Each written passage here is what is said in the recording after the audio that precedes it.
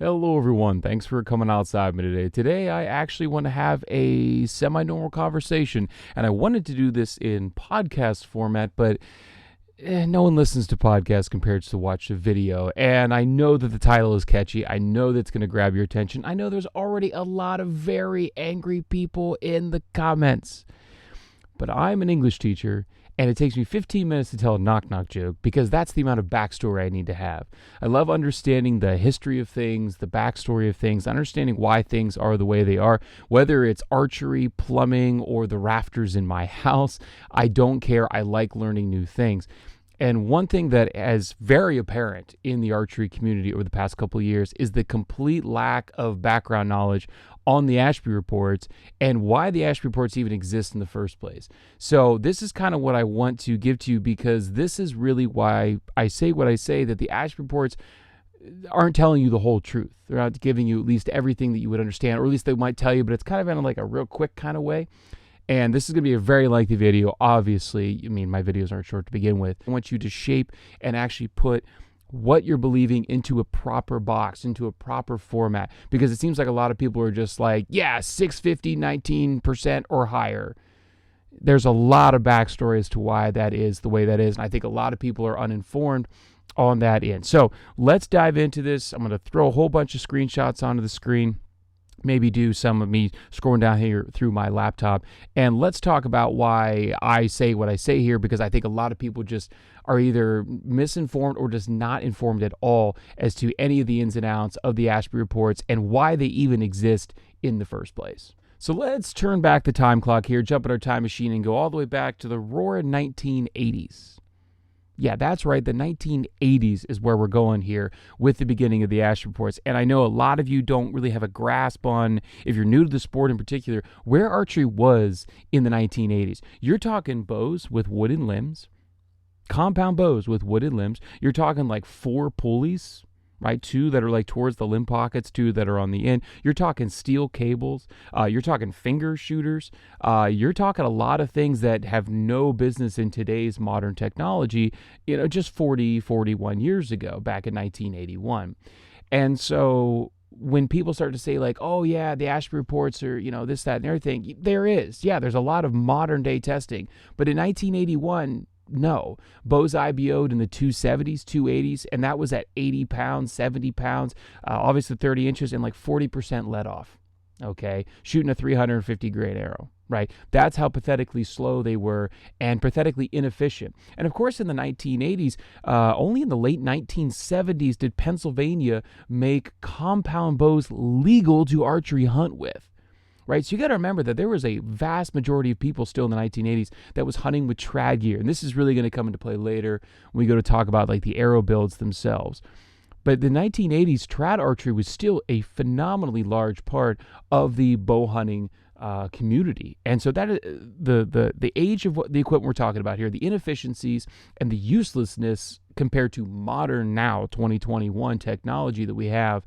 It's just not even comparable. Of course, carbon arrows are not really a thing. We're talking wooden arrows for a lot of trad shooters still, glue on points, and aluminum is king, feathers, 4 or 5 inch plastic vanes. So no real dropaways really at the time. It's all progress or shooting off the shelf for trad archers. It's very primitive in what we consider to be today's compounds of 2020, and arrows as well. You're talking arrows that are easily just stock 425 to 450 grains. The wooden arrows are even in the 600s and 700s without even trying. That Port Orford cedar and other types of wooden material, other species of wood are incredibly heavy, incredibly dense, and they're not hollow, right? So you're getting really heavy arrows naturally. And we'll dive more into the arrows, but I wanted to just remind you that's what we're talking about in the 1980s. To compound onto that, like going back to my Pennsylvania comment on compounds only being legalized for Pennsylvania late 1970s. In the 1980s, bow hunting in Africa was not legal, and that is where the lion's share, pardon the pun, but the lion's share of the Ashby reports and their testing initially was to get Africa, the continent of Africa, particularly South Africa, to legalize bow hunting. right? So if just kind of think about this for a second. If you're trying to tell somebody, yes, this system is bomb-proof, this system is bulletproof, if you will, this is always going to work, think about what you're going to do, right? If you want to convince somebody, hey, we need to go attack that front line of that enemy, and you're like, yeah, we're going to go do it in a Honda Civic, it'll work, but not nearly as effective as say, yeah, we're going to take a Panzer tank over there and just blow their doors off. Of course you're going to pick the Panzer tank because you're trying to prove to a government, which we all know how that works, trust me, government employee here, trying to prove to a government that your way is the best way and it is the legalization method to get bow hunting into your continent. We're not talking like Pennsylvania, Mississippi, New York here. We're talking like a continent. So we have to keep this in perspective because you are trying to say huge game. We're talking kudu, eland, blesbuck, elephant, giraffe, wildebeest and the water buffalo, zebra. You're talking some big critters here, and you're trying to convince the government back in the 1980s with relatively inefficient equipment, at least compared to today's standards, that bow hunting should be legalized. So now you have this conundrum. Well, you're not going to go light and fast. You're going to pick a 30-06, right? You're going to pick a 50 caliber load here of an arrow system. And it's super easy. And let's tie the arrows back in here. You're talking trad bows and inefficient wheel bows. You're talking heavy aluminum arrows, 2219s with 145 grain bare razor heads up front, or single bevels for the trad guys. They're shooting Port Orford cedar and other really heavy wooden shafts. You're talking 500, 600, 700 grains, no problem.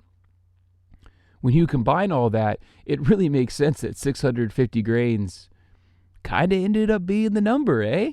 I mean, you're talking the 1980s, you're trying to convince an entire continent that bow hunting should be legalized. You're shooting very heavy aluminum, very heavy wooden shafts. You're shooting 70, 80, 90-pound bows. You're shooting very close shots. Trad archery, I mean, of course you're going to have a 650 grain threshold. Of course you are. Now, of course, now with modern day technology and testing that, we know that the 650 grains is a good bone breaking threshold. Nothing's going to stand in the way of 650 grains. No duh. But if you're trying to convince a government in 1980s, an entire continent, mostly South Africa, a lot of the Zimbabwe and a couple others down, Tanzania and all that sort of stuff, but an entire continent for the most part, that bow hunting should be legalized in the 1980s.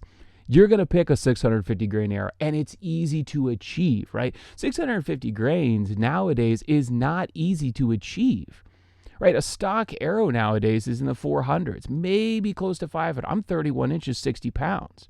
Right, I'm shooting a 300 spine arrow, stock with 125 grain point, lighted knock, all that sort of stuff. I'm still just a little bit under 500 grains, and that's a 9.7 GPI arrow. It's not light. So in the 1980s, with that wooden arrow, with that heavy aluminum arrow, with all the wheel bows and all the inconsistencies, everything, of course, you're going to pick close shots, high structural integrity, and of course, a really heavy arrow because you're trying to get it through a freaking giraffe of all things. I mean, this isn't your whitetail we're talking about here. Okay, so just keep these things in perspective. I'm not saying they're wrong, right? I'm not saying 650 grains is too heavy or is a bad thing. What I am saying, though, is keep this in perspective. We're talking African animals in the 1980s with wooden arrows, trad bows, old wheel bows with steel cables, and heavy 2219 aluminum arrows. And in fact, I'll link all the documents I talk about in a video down below. And this is what I want to dive into now before I get into the 12 Ashby reports. And as contrary to what the first kind of bit of this video has been, I agree with the vast majority of the Ashby reports to a T, without dispute. I agree with them. I don't think that all of them are necessary, but also it sheds light on some of them that don't make any sense for today's modern archery here in 2020, 2021, that people are just kind of overlooking. It seems to be impossible to actually find modern regulations like 2018, 2019, 2020, 21 on bow hunting. The latest thing I can find is from 2009. And again, I will put the link in the description below. Forgive me, I'm going to be reading off my screen a lot here. But it's from 2009, the National Environment Management Biodiversity Act of South Africa. And here it has the legal hunting game regulations here, and it has the categories of wild animals for bow hunting. Again, I'll link it in the description below. It's on page 26 of the document if you're interested. Reading right off the screen here, and I'll throw some screenshots up as well.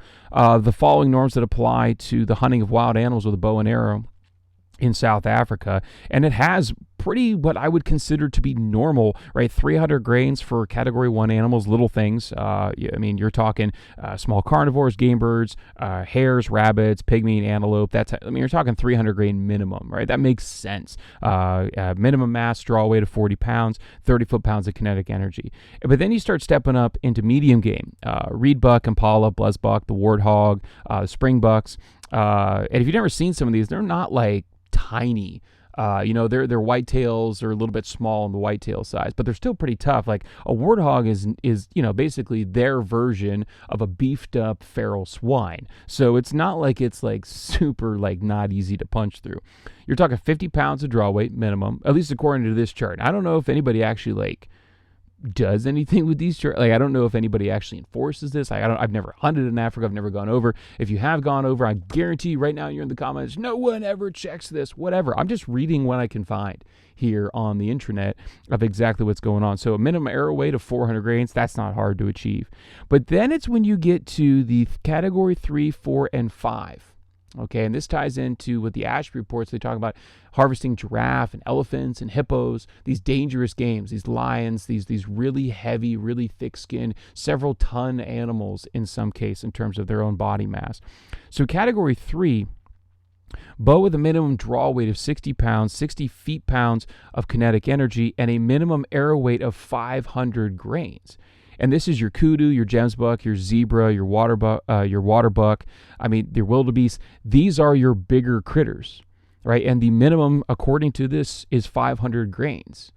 So if that's the minimum for those animals, it doesn't sound like you could say like, well, 550 is the bone-breaking threshold or 500 is the bone-breaking threshold. We haven't even gotten to hippos yet, right? So let's continue on down. Again, I don't know who enforces these or how it's enforced or if it's enforced. I don't know. I'm just reading off of right off the environment.gov.za, right?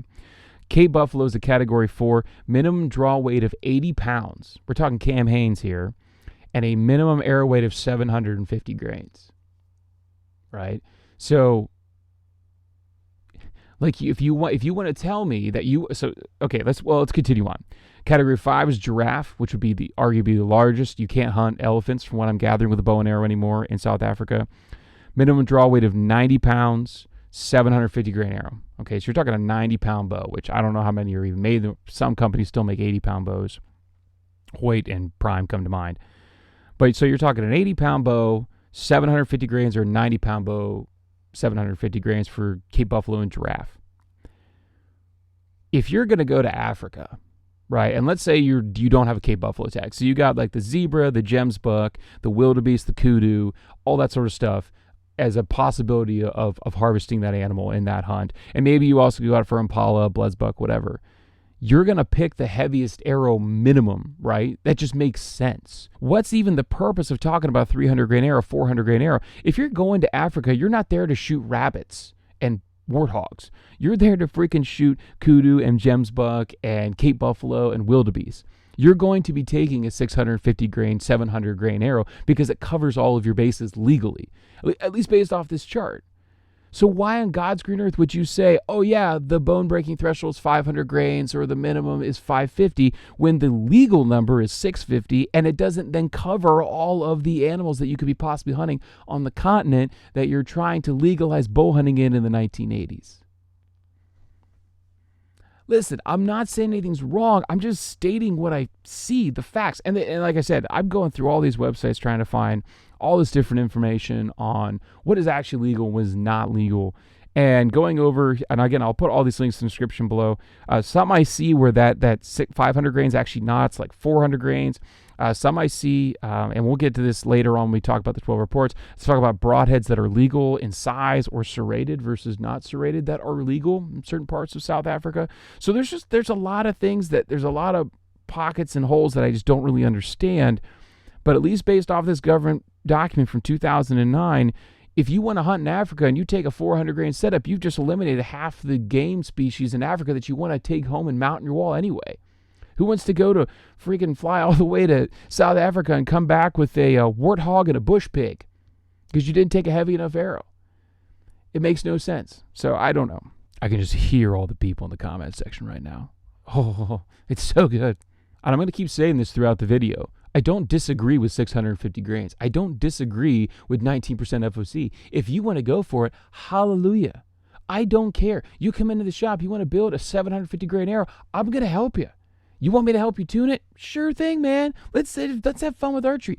But what I'm trying to get people to grasp, understand the basic history and basic concepts of what's going on here, because I think a lot of people are just screaming about it in 2020, 2021, and they're completely forgetting the history of where this is all based. So let's dive into the actual report here that was updated in 2007 and then has been re-updated up to 2019 by Dr. Ashby and his team here. And if you've never actually read this first page, I just kind of want you to give you some context here of where the Ashby reports have started. So in 2007, the 12 penetration enhancing factors were discussed to explain how each has an effect on penetration and where each rank based on nearly 30 years of data collection.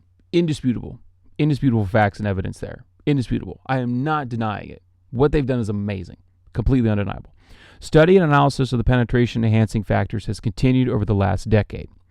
Using penetration enhanced arrow systems based on the study's recommendations, data has been collected not only from controlled test shots, that would be maybe shooting ballistics gel or what have you, but also when you think of controlled test shots, remember, think Africa. Now, not all shots in Africa are like this, but most of the hunting shows that I see, they're waterhole shots or they're feeding trough shots, right? They're right there in front of you. You have a dug-in hut, very predictable distance. It's not like shooting pigs over a feeder or anything over a feeder nowadays, and that would be you have a very predictable distance. You have a very set location. You basically are just waiting for the right shot angle of that animal turning into that place. So whether they have controlled test shots through hide and ballistic shell or whatever, there's also a lot of controlled test shots on critters as well from very specific, they're not poking 40 yards out of a blez buck, right, with a 650 grain arrow. They're just not doing that, right?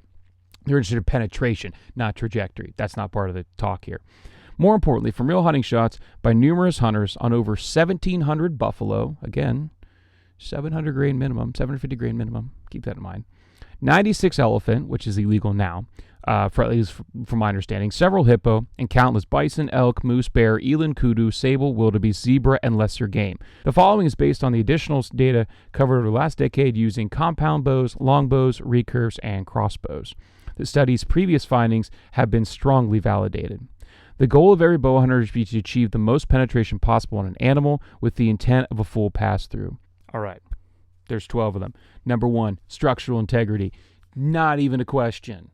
It's not even a question. Like, it's not even debatable. Any bow hunter who has been doing this for more than 30 seconds can tell you that a structurally integral part of your arrow system, like your broadhead, and your insert, when you got a little flimsy Carbon Express A-grade insert in there, you're going to have problems, right? So that's why I shoot Victory arrows or Ethics inserts where you've got a 22, Victory's got a 22 grain stock aluminum insert that's 1.5 inches long right out of the package.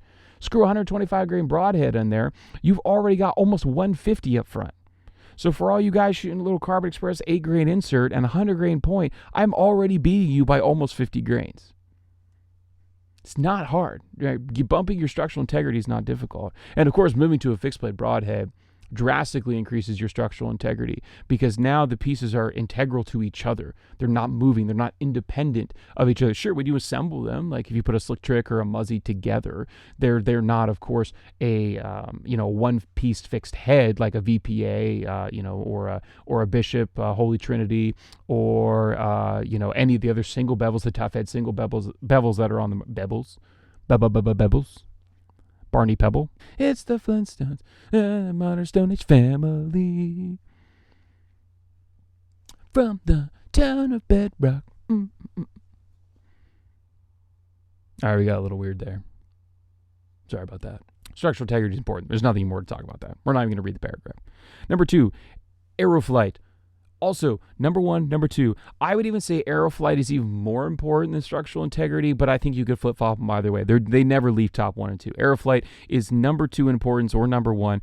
It is the enabler for other factors, delivering more usable force on target and permitting each additional factor to work to full efficiency. Thank you. It is not even comparable whenever I see people that come into the shop and they were like, yeah, I've been shooting this Rage broadhead or this mechanical or even this fixed blade, and I can't seem to get the penetration I want. And then I watch them shoot, and I can see, even without looking through paper, that their arrow is flying at like a 20-degree angle.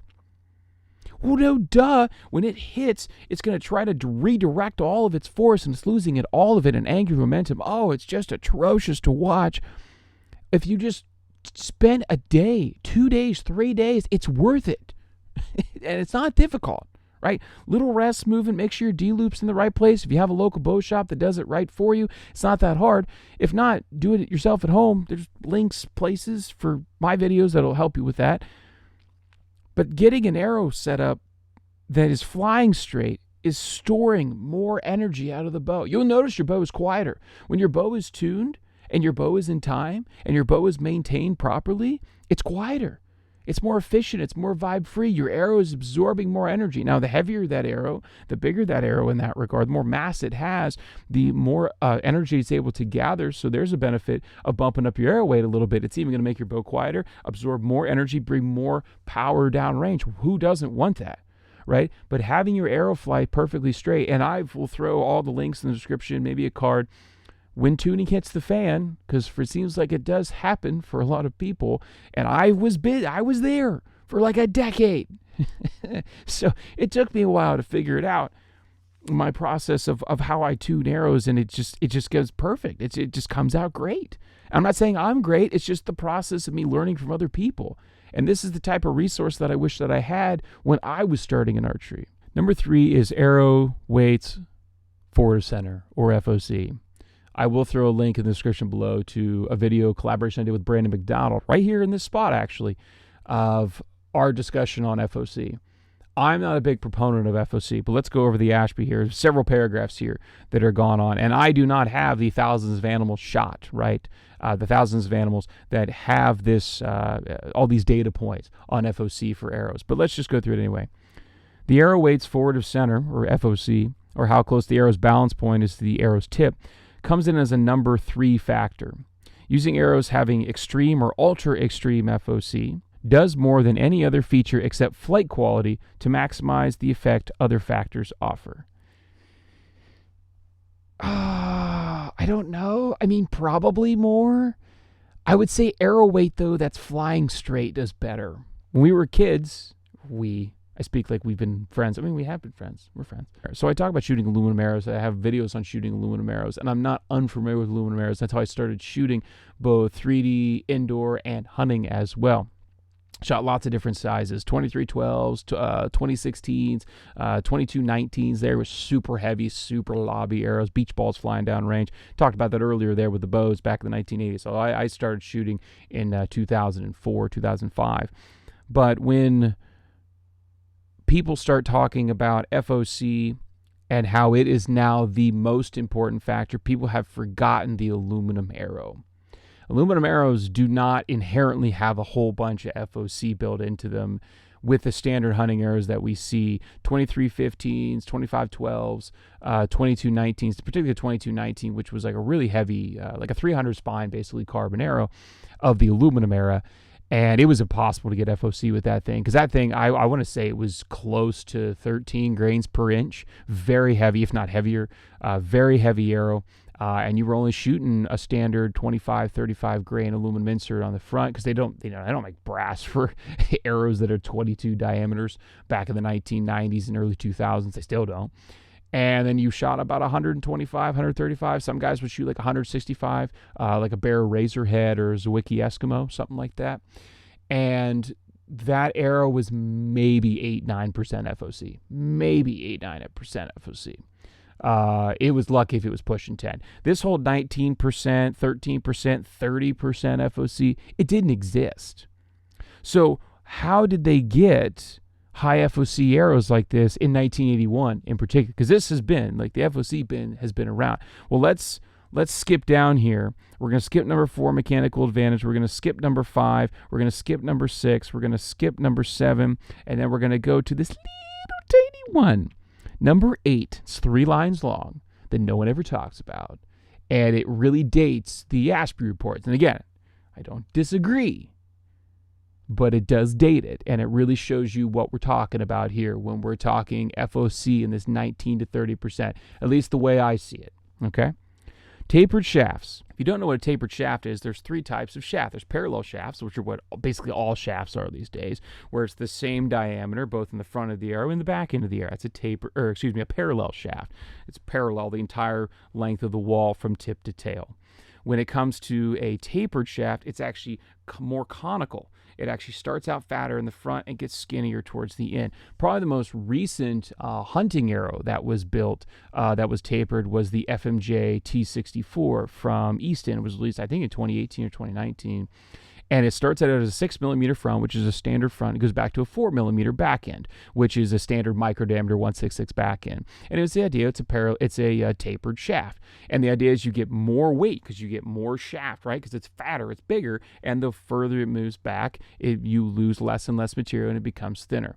Tapered shafts have been around for millennia. I mean, absolute millennia. We're talking Attila the Hun probably used tapered shafts. They have been around for forever because if you have a really fat wooden dowel and you go to shoot with fingers, you can't get that wooden dowel in between your fingers when you go to shoot. So they would taper the arrows, and particularly on the back end, to be able to fit and shoot with a glove or with a tab. The same thing's true on the front end. This is where barreled tapered shafts come to. So if you have a tapered straight taper, you go from a cone in the front and it just gets thinner and thinner as it goes down. You get a barrel taper, it's shaped like a barrel. It's thinner towards the end, gets fatter in the middle.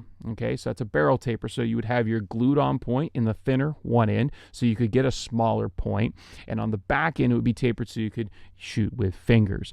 So these are the three types of shaft profiles here listed. Taper shafts, so an 8% advantage over parallel shafts, and 15% over barrel taper shafts, which you get fat in the middle, right?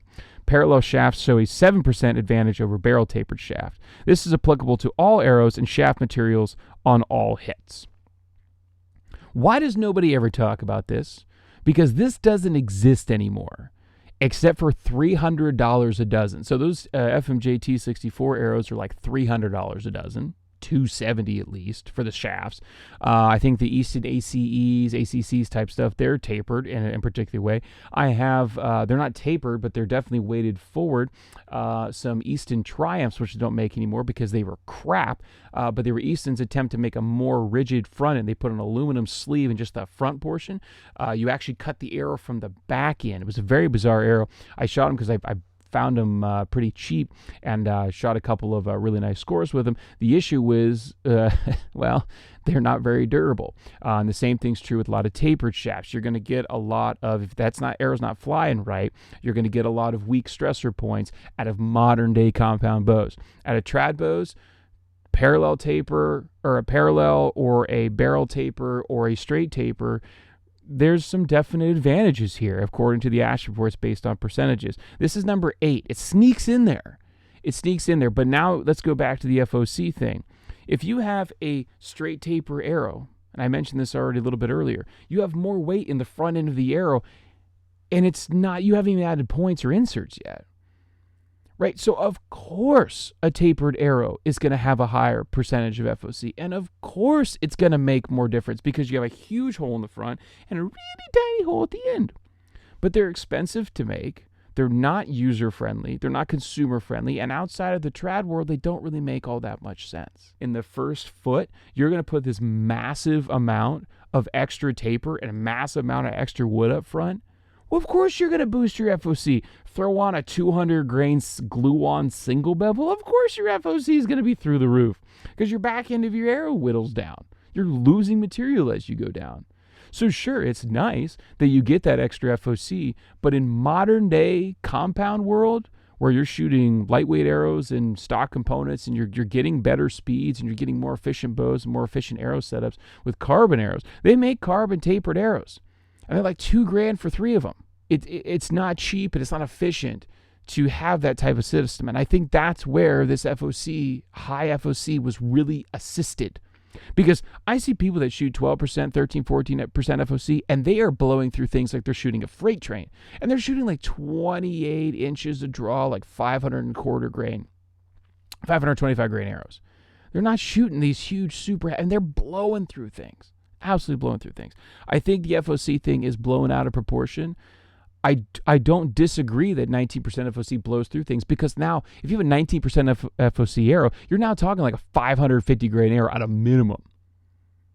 At a minimum. Now, for those of you short people that have like a 24, 25, 26-inch draw or arrow, 27-inch draw or arrow, and then you blow up the front end, you shoot a really light GPI arrow, yeah, of course you can get some super high FOC numbers with still a really, I don't know, maybe like a 450 to 400 or 500 grain arrow. Sure, you could do that. But for a lot of the people that shoot 28, 29, or 30 inches, and they load at the front end, they're loading up their GPI more, they just can't get to it. I have a video about why I don't care about FOC. I'll throw that link in the description below, along with Brandon's video.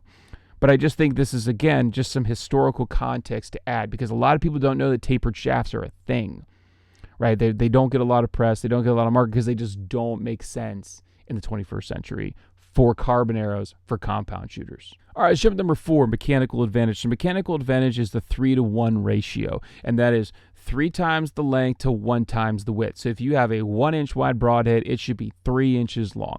And of course, this is it's basic physics, right? The shallower, or excuse me, the longer that blade goes on to get that angle up to that 1 inch, the easier it is to slice, right? This is why when you go to chop things in your kitchen, you're going to not chop meat with a giant meat cleaver and just slam it at a 90-degree angle. You're going to go in with a knife and you're going to cut it at a 30-degree angle, because that's just the easiest way to do it. You can chop through vegetables, but when you're talking about meat, muscle, bone, you want to have that mechanical advantage. There's no denying that here. However, it's really not feasible for a lot of the broadheads that are out on the market today, because a lot of people are trying to make small, compact broadheads. So you basically have to go with a single bevel and go with a broadhead manufacturer that's deliberately trying to do a 3-to-1. If you shot something like a Magnus, it's more like a 2-to-1, but I'll tell you what, like, that's still pretty daggum good. When I cringe, man, and it makes me want to cry whenever I see Rage. They'll talk about the slap cut, right? So their broadheads here and the blades come out and they'll do a slap cut. They'll slap open like 3 inches and then they'll start penetrating. Holy crap, that's the meat cleaver on a piece of chicken, right? It's almost a 90-degree slap, a 180 between the two blades. That's scary. Don't do that. Get as close to a mechanical advantage as possible. I don't agree that you need the 3-to-1, but it definitely does help. And I would recommend, when people ask which Magnus head they should shoot, if I should shoot a Stinger or if they should shoot a Black Hornet, I recommend, if you are a lady or a kid, you shoot that Stinger, because it is a shallower blade angle. It's not nearly as steep. The Black Hornet's a little bit steeper, although they're both very razor sharp, high structural integrity fixed blades. But that just a little bit of that shallower, that steeper blade angle, I'm going to keep intermixing the two, that steeper blade angle just really allows for easier penetration, and particularly if you have short draw light pounders or a little bit lighter arrow. Number 5, shaft diameter. I don't agree with micro diameter shafts at all. I like micro diameter shafts. I like shooting micro diameter shafts. They're fun to play with. I have no problems if you buy micro diameter shafts. We talked about this with Brandon in our video on why I don't care about FOC. But micro diameter shafts do offer you the ability, most of them with a light GPI, to get that FOC number that you're looking for. So a lot of people want to do that. That's fine. Shaft diameter to ferrule diameter ratio is number 5. It shows an average 10% penetration gain when the shaft is at least 5% smaller than the broadhead's ferrule diameter. Most arrow manufacturers now are building their inserts and their outer diameter of their shafts to be the same diameter of the broadhead. And this is where I don't agree with shaft diameter as it relates to micro diameter shafts, because your broadhead is like an inch minimum, if not like an inch and a quarter. And particularly if you're shooting a 3-blade or a 4-blade, you are gashing, you are slicing a hole, right? That is 4, 5, 6, 7 times bigger than the diameter of your arrow, unless you're shooting like a really fat, like 25-13 aluminum arrow. You really don't need that super tiny arrow behind that really fat broadhead cut. Now, if you're going to shoot just a 2-blade, maybe you want to try a micro diameter arrow. But if you're shooting a 2-blade, you're probably shooting a single bevel, and you're probably shooting high structural integrity, and you're probably really tuning those arrows, and you probably don't care. So, and if you think about it too, like, trad guys were getting pass-throughs with super fat wooden arrows. I was getting pass-throughs as a kid with 22, 19 aluminum arrows and others lighter, but still very fat aluminum arrows as well. I don't see the shaft diameter being a thing. Now, does it increase penetration? Of course it does. Is it necessary with today's equipment and today's modern archery technology? No. Same thing as the tapered shafts. Like, it probably was useful in the 80s. Now, not so much. Number 6 is arrow mass. Arrow mass is closely related to arrow weight, but isn't exactly the same. When it comes to calculating either arrow force or arrow energy, mass is the correct term. However, unless doing these calculations, you can think of arrow mass as being arrow weight. Greater arrow mass increases bow efficiency. Totally 1,000,000,000% agree. It absorbs more of the bow's energy when fired, makes it quieter, more vibe-free. Awesome, it's great. That means more arrow force, but there's more. When all else is equal, an arrow's tissue penetration is directly proportional to its momentum. Yes, it is. It has nothing to do with that kinetic energy. That kinetic energy is great. It's a nice, easy way, but that's an impact, right? The kinetic energy is upon impact. The momentum is what carries it through, right? And everybody goes to give the baseball flying so fast versus a ping pong ball flying faster. Like, which one do you want to get hit with, right? The momentum is what's going to carry through. Arrow design influences how efficiently an arrow's force is being used. Even when arrows have identical profiles, how much of the momentum comes from arrow mass and how much from arrow velocity is also a factor. All momentum is not equal. Momentum belongs to the arrow. It's a property of the arrow. It's carried within the arrow, blah, blah, blah, blah. You should always use the heaviest arrow possible. This is the snafu. You should always have the heaviest arrow possible that has a trajectory that you still find acceptable. I'll say it again. You should always use the heaviest arrow possible that has a trajectory that you still find acceptable. To me, that doesn't sound like we're talking about 650 grains anymore. To me, that sounds like we need to shoot arrows that still make sense. All good things in moderation, right?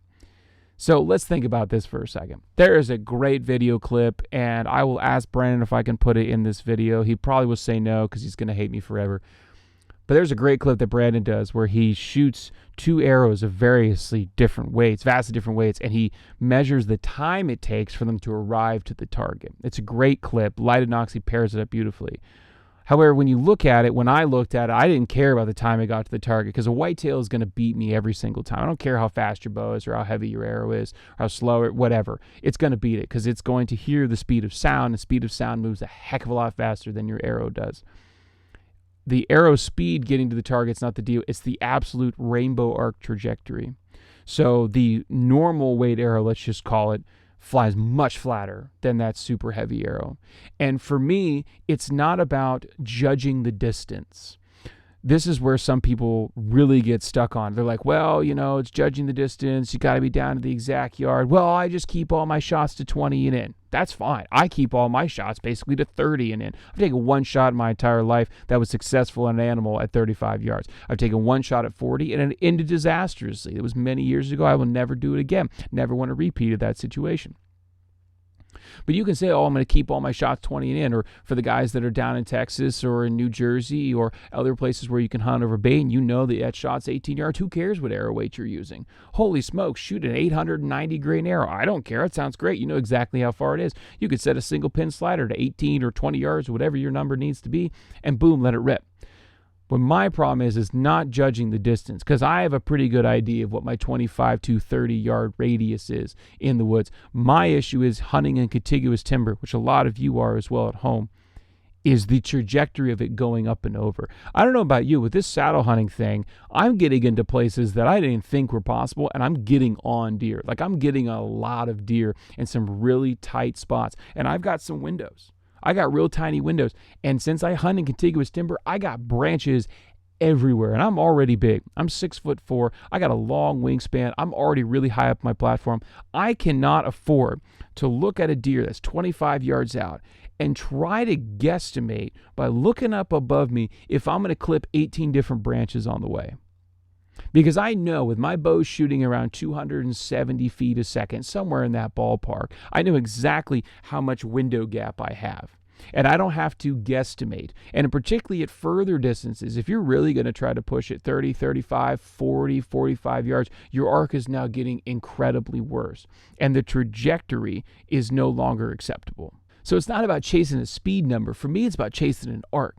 And if you don't hunt, like if you hunt out west, you totally get this, because you can't just have an arrow that takes 25 years to get to an animal that's 60, 70 yards away, because that's a legitimate out west bow hunting shot. But if you don't hunt in contiguous timber, or you hunt field edges, or you're in more open pine rows where you know exactly where your shots are going to be, and you have a nice big wide tall shooting lane, okay, I understand that. But for a lot of us that hunt in the Northeast or in the Midwest, and we're in some real nasty timber, we aren't clearing shooting lanes. I'm hunting on public. I can't clip this branch or touch this thing up.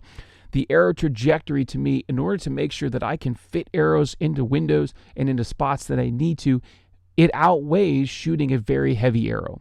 Even at 60 pounds, 31 inches of draw length, it outweighs it. The trajectory has to be acceptable for me. Picking that heaviest arrow that still has the trajectory that you still find acceptable, I think that's really critical. And this also goes in, this is right on the Ashby's page here. You would think that, we're talking heavy arrows, that their arrow weight chart would be a little bit different than what you would expect. And I'm looking at it here, my medium game animal, which is whitetail, antelope, mule deer, and black bear.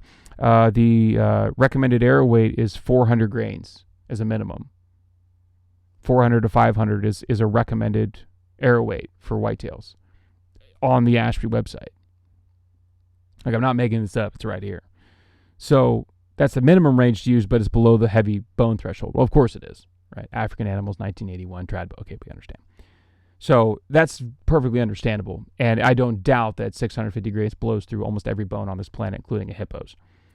But 400 grains is right here on the website. So why am I going to push for like 900 grains? Structural integrity, perfect air flight. I'm going to say it all the time. I'll scream it for the rooftops until I don't have any breath anymore. Solves 90+% of people's problems. Number 7 is blade edge finish. You just got to have that sucker shaving sharp. Like, that's not even a question. I don't know why you wouldn't want to have shaving sharp blades. Regardless if you shot a mechanical, fixed blade, 3-blade, 4-blade, single bevel, 200 grains or 100 grains. I don't care. Why wouldn't you want it to be absolutely razor sharp? Makes no sense. We already talked about shaft profile, which was number 8, so let's go to number 9. Broadhead arrow silhouette. Any rough or irregular surface increases allow drag in all tissues, and how gradually and smoothly the broadhead's ferrule fades into the blade becomes a major penetration factor with hitting heavy bone, and this is where cut on contact comes a huge deal, right? So how gradually and smoothly the broadhead's ferrule fades into the blade becomes a major penetration factor. If the blade is the ferrule, I'm talking Magnus, I'm talking G5 Montex, I'm talking Strikers, I'm talking QA Exodus. If the blade is the ferrule, single bevels, tough head, the Maasai, if the blade is the ferrule and the ferrule is the blade, then you don't have anything to worry about. There is no rough transition. It's when you start shooting punch points. Things like the OG Muzzies, right? The original Muzzy 3-blade. We're talking Wasp, Broadheads, any of that punch point screwed together, slick tricks, that type of stuff. There's nothing wrong. I'd rather you shoot that fixed blade over any mechanical any day of the week. But that's what you're talking about. Cut on contact is that arrow silhouette, how it goes from blade to ferrule. And if the blade is the ferrule and the ferrule is the blade, there's very little silhouette. So number 10 is the type of the edge bevel, right? So is it a single bevel or is it a double bevel? Not surprisingly, single bevel wins here. But again, trad bows, 1981. Single bevels are not what we think of them today as kind of like this up and coming. They were the thing. If you're a trad archer, you're shooting a Zwickey Eskimo, you're shooting a single bevel of some type that existed, a Bear Razorhead. It's beefy, it's thick, it's a glue-on point, Port-Orford cedar shaft, structural integrity, as the old-time hockey players would say, wood is good, and you're blowing through things, sticking through things. I mean, just incredible results. It makes sense at a single bevel, and here single bevels consistently cause a high frequency of bone splits. I don't disagree with that. That is, not only is it the torquing, but it's also the fact it's just a 2-blade. Right? 2 blades are going to get in and split something and shear something much simpler than a 3-blade, particularly a 3-blade. A 4-blade with bleeders might be able to get away with it because if you can get a little bit of rotation as that initial main part of the blade sticks in, you get that little bit of piercing, then the bleeders can maybe be able to go through a little bit easier, obviously. But a 3-blade, that's just going to stick right in. Like that's a tough sell. So unless you break it with a 3-blade, it's probably not going to split it. Single bevel's going to win it all day. Don't disagree with that. Number 11 is tip design. This is something that's a little bit overlooked, but a Tonto tip. And this is why a Tonto tip is used on all of your high structural integrity broadheads. Magnus has been using it for decades. Ironwill's using it. Tough Head's using it. A Tonto tip is just where it comes up, and then there's a secondary tip. So it's not a needle point. right? And if you shoot a needlepoint style broadhead, which they used to be a needlepoint, they would curl. And as soon as you get a needlepoint that curls, you're losing penetration. Right, you're just losing penetration immediately. Tonto tip comes up, and then there's a second edge to it. And even the Magnus Black Hornet, it's not even sharpened up at the very end of the Tonto tip. A lot of people get confused. They send me messages like, "Hey, my Black Hornet looks chipped. It doesn't look sharp." It's actually meant to be that way. It's actually meant to have that high structural integrity right on the tip, piercing, cutting, but it's not a super easily curled over, rolled over thing. Tonto tips are huge. Number 12 is your heavy mass, bone breaking above the threshold. Do not disagree with this whatsoever, and I never will. If you're going to pretend that you're going to have every shot going to be through the shoulder blade, you're going to be blowing through the knuckle fronts on big African game, pigs down south, or whatever it may be, of course you're going to want to have a heavy, high structural integrity arrow. For those of us chasing whitetails, particularly here in the Northeast and in the Midwest, 90% of your shots are out of a tree stand, and 90% of them are very predictable. All of you private land hunters, you know your predictable shots. You know where the deer are coming from. You know your shot angles. You know your ranges, right? Those of us swinging out of trees, out of saddles on public land here in Pennsylvania, we might have to worry about it a little bit more, taking a weird angle shot. But I'll tell you what, no matter what arrow and 31 inches and 60 pounds of draw weight, no matter what I'm doing, if I take a bad shot's a bad shot, a bad shot. Right? It does not excuse you to take bad shots and poor angled shots, because the moment that you take that shot, it goes from, oh, that could have worked, to now it definitely isn't working. Right? I've taken shots on animals that are a little bit sketchy, little quartering too, that definitely could work, and they go one lung and they just don't work. Just because you have a heavy arrow does not mean that you get the excuse to take whatever shot you want, because just because you have the shot angle doesn't mean you should be taking the shot. Just my 2 cents. Holy smokes, this video is going to be close to an hour. I can just feel it right now. It's going to be so many gigs, so many angry comments. I hope there's so many angry comments down below. I'll try to put time tags for everything, and hopefully you stuck with me through this. Listen, I'm just trying to shed some historical light and my thoughts on the 12 penetration factors. This is something that I get asked about a lot. People are always asking about built-in arrows, heavy arrows, penetration factors, Ashby, single bevels. And I figured I might just spit it all out in one video. I just want to kind of give some historical context, and then here on the back end, just talk about my opinions on the 12 factors, what I think is important. And I'm telling you, and I will scream it from the rooftops, and I hope you tell all your friends, structural integrity and perfect arrow flight are 90% of people's problems. 90+% of people's problems. If you fix those two things and bump it to a 125 grain point, I will guarantee you your pass-through rate will double. When we were kids, we shot aluminums and heavy arrows and fixed blade broadheads. We didn't worry about pass-throughs. We just shot and picked up our arrow because it blew right through them. And this isn't easy. Right? Getting perfect arrow flight, if you just rush it, is not going to be easy. If you take your time, there's some great videos on YouTube. There's a lot of different ways to get perfect arrow flight. Whatever method works for you, that is the way that I want you to have perfect arrow flight and structural integrity, because Ashby would agree they're not 1 and 2 for a reason, and I don't think they'll ever leave. Holy mackerel. Well, that's all for this video. Thank you if you stuck all the way to the end. I hope there's a whole bunch of salty comments in the comment section below for us to all enjoy together. But if you didn't leave a salty comment and you actually rather have a question, or maybe you want to state your own opinion, or just bash me on social media, follow the links in the description below. Hit me up on Facebook, Instagram, send me an email if you want that really personal touch, or you leave a comment for everybody to chuckle at, giggle at, or have a good time with, or respond to here on YouTube. We'll be able to get outside, enjoy the sport of archery hunting if you so choose. Definitely enjoy God's beautiful creation, and hopefully we'll get to see you next time.